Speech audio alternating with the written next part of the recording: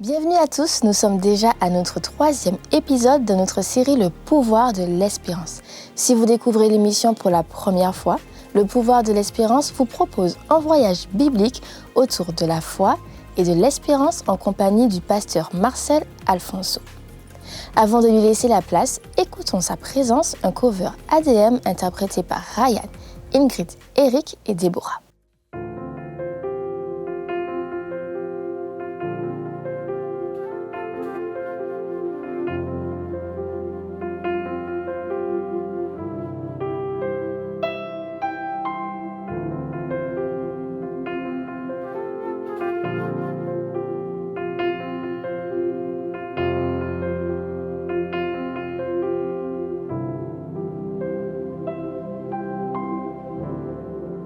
On est dans sa présence, on ne voit rien, on n'entend rien, on ressent le bon vent divin.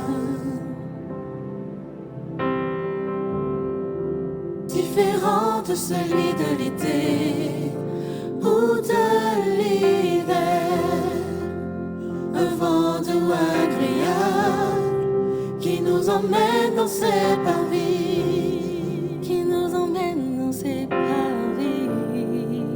Nous emmène dans ses parvis.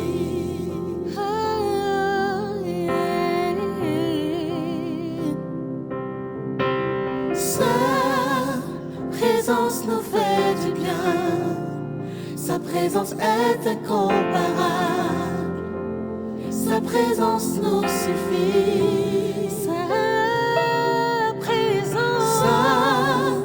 présence nous fait du bien. Sa présence est incomparable. Sa présence nous suffit. Sa présence nous suffit. Quand on est dans sa présence, tous nos problèmes, nos maux s'effacent. Nous vivons pleinement sa grâce. Il est l'alpha et l'oméga. Il est l'alpha et l'oméga.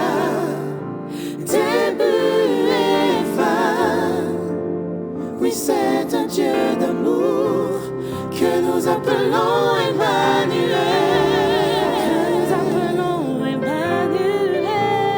Que nous appelons Emmanuel. Sa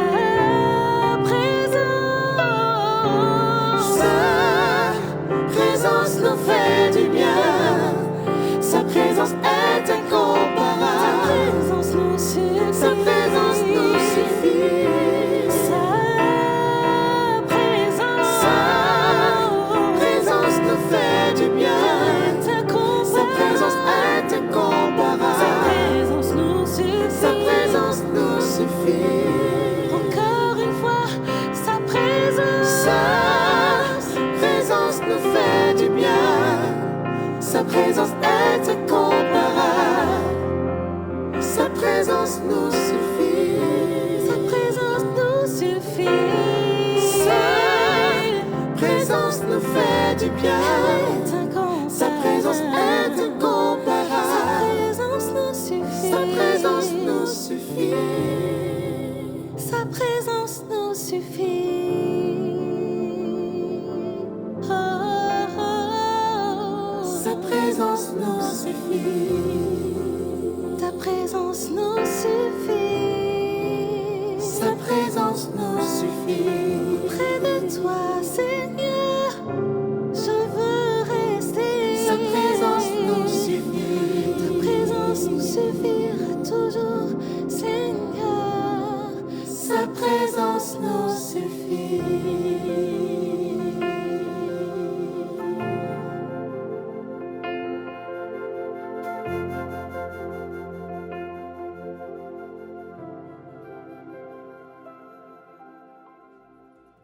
Sa présence nous fait du bien et rien n'est comparable à cette sensation qu'elle nous procure. Tout de suite, je laisse la place à pasteur Alfonso.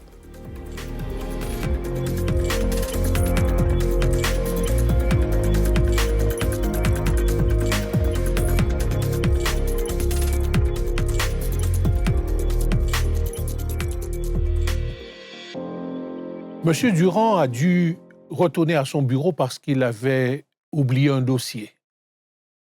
Il n'en a que pour une demi-heure environ.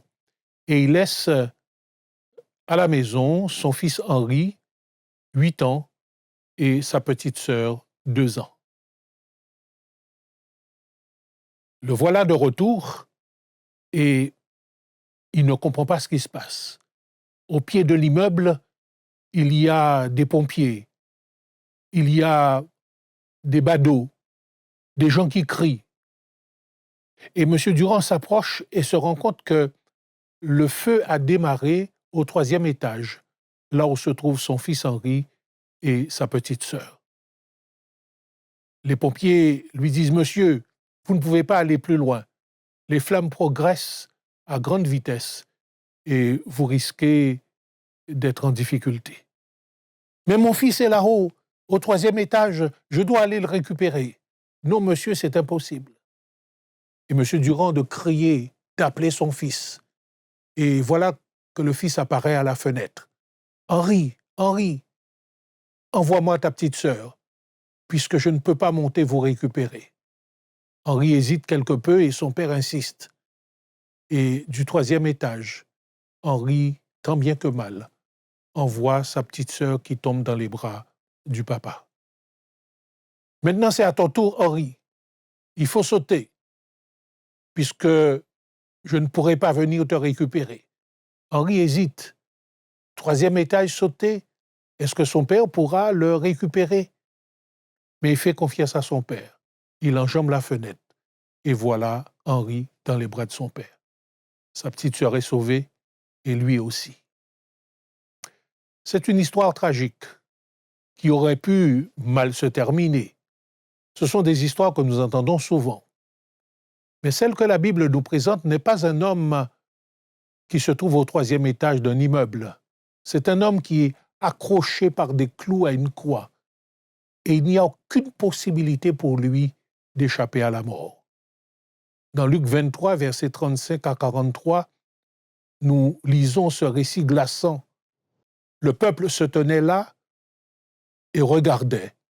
Les magistrats se moquaient de Jésus, disant « Il a sauvé les autres, qu'il se sauve lui-même s'il est le Christ, l'élu de Dieu. » Les soldats aussi se moquaient de lui, s'approchant et lui présentant du vinaigre.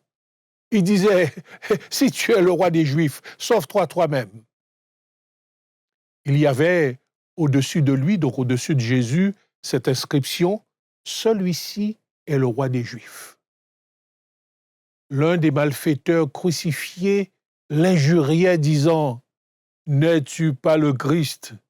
Sauve-toi toi-même et sauve-nous ensuite. » Mais l'autre le reprenait et disait « Ne crains-tu pas Dieu, toi qui subis la même condamnation ?» Ce récit est frappant. Et cet homme d'ajouter « Pour nous, c'est justice, car nous recevons ce qu'ont mérité nos crimes, mais celui-ci n'a rien fait de mal. » Et il dit à Jésus « Souviens-toi de moi quand tu viendras dans ton règne. » Et quelle sera la réponse de Jésus à cette prière formulée par cet homme? Jésus lui répondit « Je te le dis en vérité aujourd'hui, tu seras avec moi dans le paradis. » Oh, extraordinaire ce récit.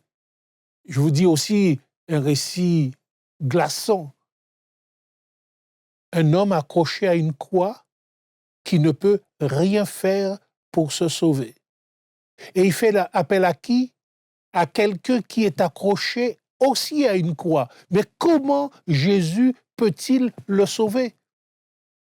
Jésus va-t-il pouvoir descendre de la croix par ses propres forces et ensuite décrocher cet homme pour l'empêcher de mourir? Non, les choses ne vont pas se passer de la même manière. Que se passe-t-il? Jésus reste en croix. Jésus va mourir. Cet homme va aussi mourir.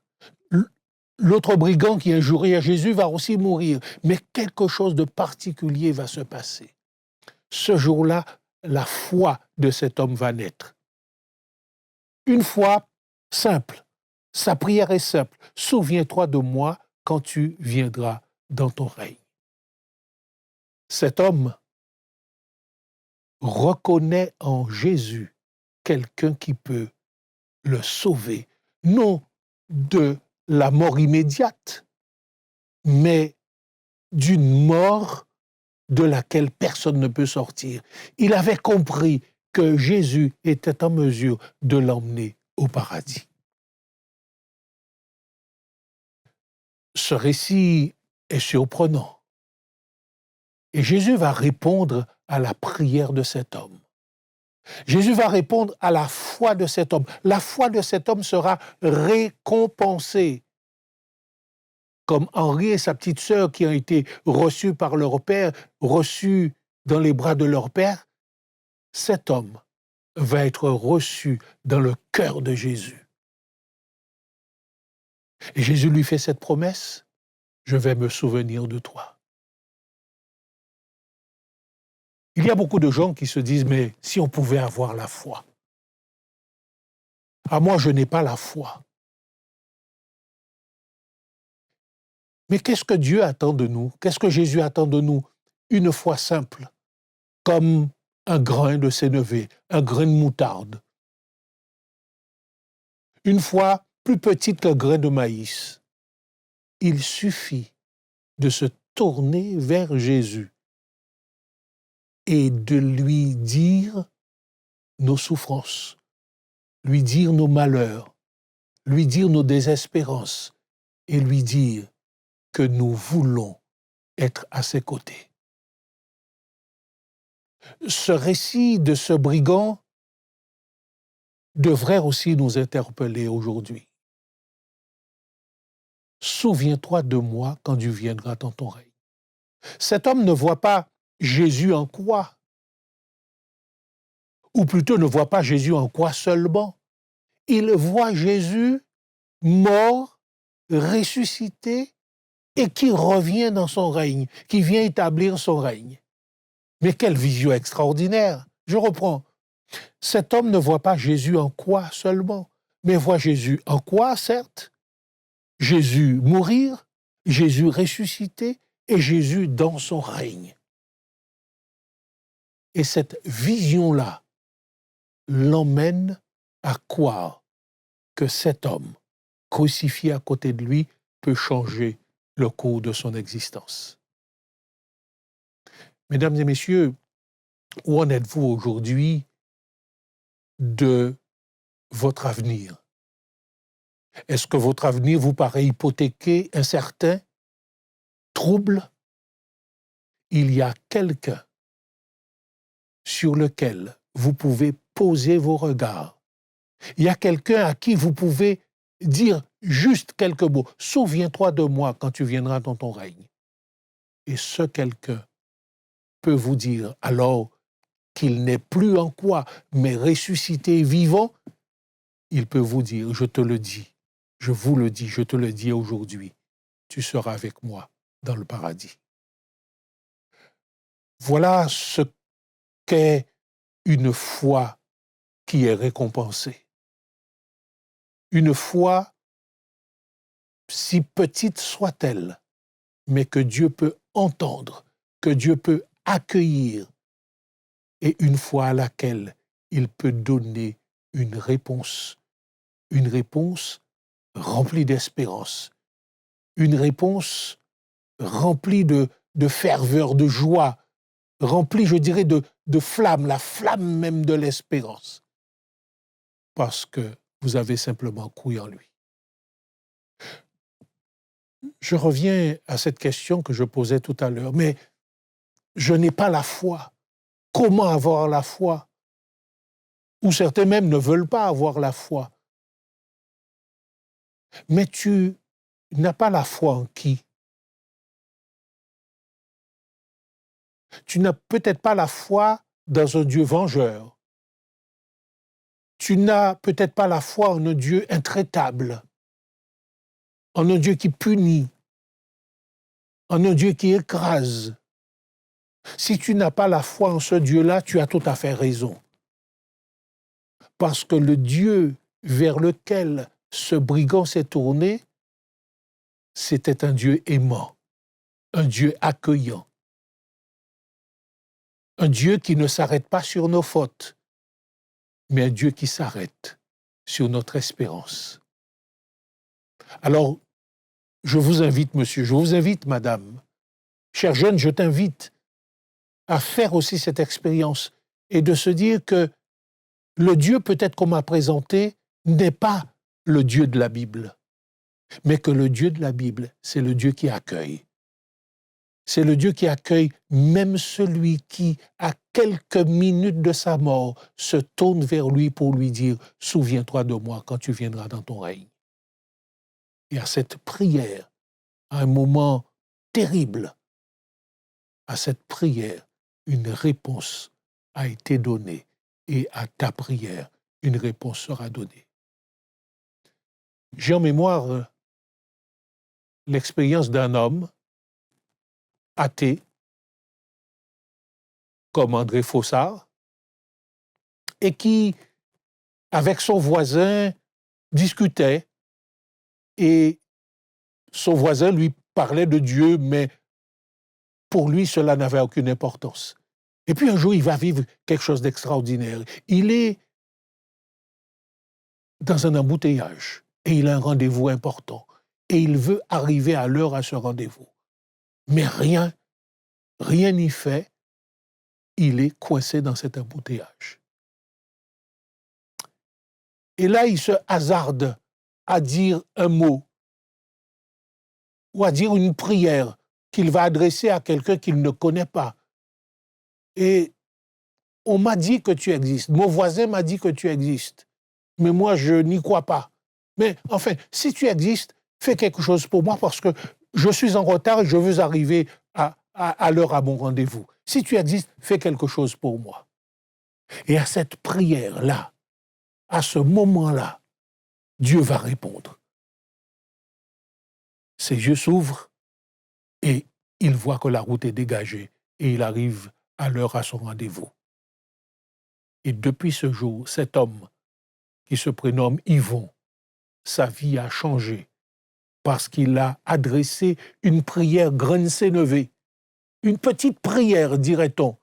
Et à cette petite prière-là, Dieu a répondu et sa foi a été récompensée. À vous, monsieur, à vous, madame, à 3 jeunes hommes, à 3 jeunes filles, de vivre aussi une telle expérience, une petite prière, grensénevée. Et vous verrez si votre foi, cette foi-là, ne sera pas récompensée. Je veux prier avec vous et que Dieu vous accompagne dans l'expérience que vous allez peut-être commencer aujourd'hui même. Ô notre Dieu, un homme en quoi, à quelques minutes ou à quelques heures de sa mort, se tourne vers Jésus et reçoit une réponse pour la vie éternelle. Dans ce monde où nous sommes, des hommes, des femmes sont sans espérance. Et peut-être que ce soir, quelqu'un qui a été au contact de cette parole biblique se demande « mais que vais-je faire? Puis-je avoir la foi? Aurai-je un jour la foi ?»